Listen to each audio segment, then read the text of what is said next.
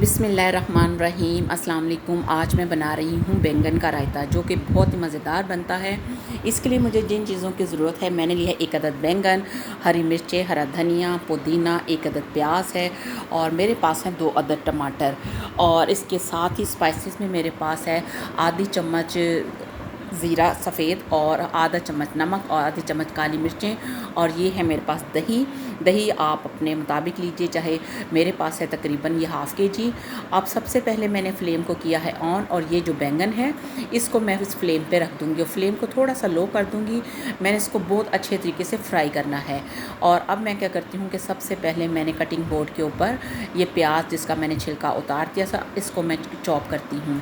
ये इतना मज़ेदार बैंगन का रायता तैयार होता है, और स्पेशली गर्मियों में तो ये इतना अच्छा लगता है ना, कि जब अगर खाना खाने का दिल नहीं करता तो हम इस तरह के रायते बनाकर तो उनके साथ भी रोटी खा सकते हैं, चावल खा सकते हैं, और सालन के साथ ये बहुत ही मज़े का लगता है।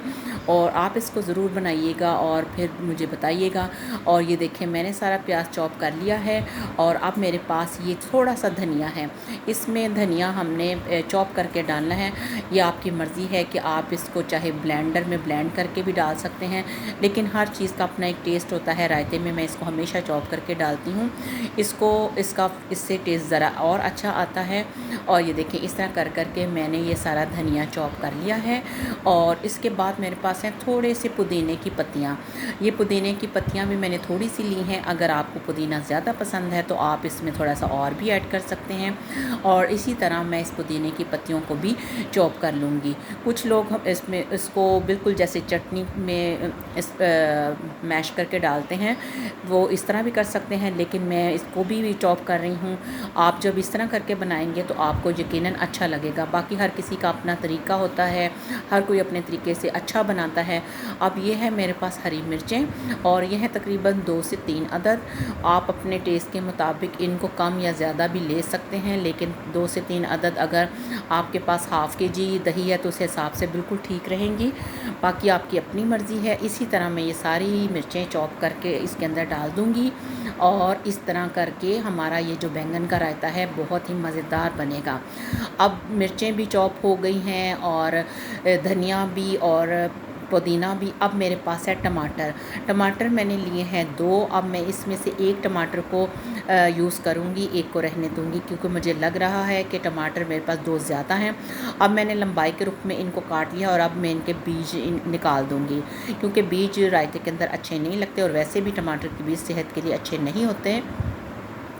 अब मैंने इसी तरह सेंटर में एक और कट लगा देना है, ताकि मैं इसके छोटे छोटे से क्यूब्स काट सकूं। मैं तो इसके अंदर छोटे छोटे से क्यूब्स डालती हूं। अगर आपको थोड़े बड़े क्यूब्स पसंद हैं तो आप इस तरह करके आप काट के डाल सकते हैं। अब टमाटर भी हमारे चॉप हो चुके हैं। अब इसको मैं रहने देती हूँ, क्योंकि ये काफ़ी है। अब दूसरी साइड पे बैंगन को देखती हूँ। बैंगन को मैंने वक्फे वक्फे से चारों तरफ से घुमा घुमा के फ्राई कर लिया है। और ये इस तरह का होना चाहिए था कि इसको हमने जलाना नहीं है। और पैन को मैंने कर लिया है गरम।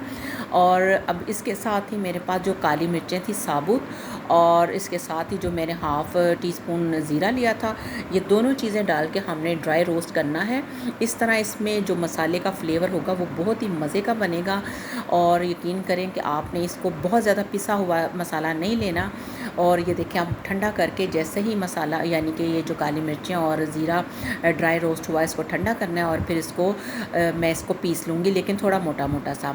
अब ये देखें, अब मैंने फ्लेम बंद कर दी है, और ये जो बैंगन है वो बहुत अच्छे तरीके से फ्राई हो गया। इसको ठंडा करके बस इसका छिलका उतार लेना है। और ये मसाला मैंने मोटा मोटा सा पीस लिया है। अब ये सारा मसाला मैं इसके अंदर, यानी कि दही को जो मैंने मैश करके रखा था, वो उसके अंदर ऐड कर देती हूँ। और उसके साथ ही नमक भी आप अपने हस्बे ज़ायक़ा लीजिए। मैंने हाफ़ टी स्पून लिया है। और अब इन चीज़ों को अच्छे तरीके से मिक्स कर लेना है, ताकि पहले ही सारा मसाला इसके अंदर अच्छे से मिक्स हो जाए। अब ये देखें, बैंगन का मैंने छिलका उतार लिया है और इसको अच्छे से मसल लिया है। ये बहुत ही मज़ेदार सा रायता तैयार होता है। और गर्मियों की ये सौगात है, आप इसको ज़रूर ट्राई कीजिएगा, आपको बहुत अच्छा लगेगा और बच्चे बड़े सभी शौक़ से खाते हैं।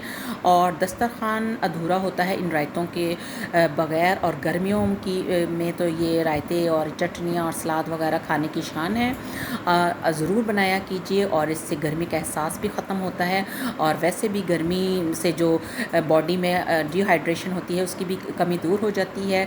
तो मिलते हैं नई वीडियो के साथ। अल्लाह हाफ़िज़।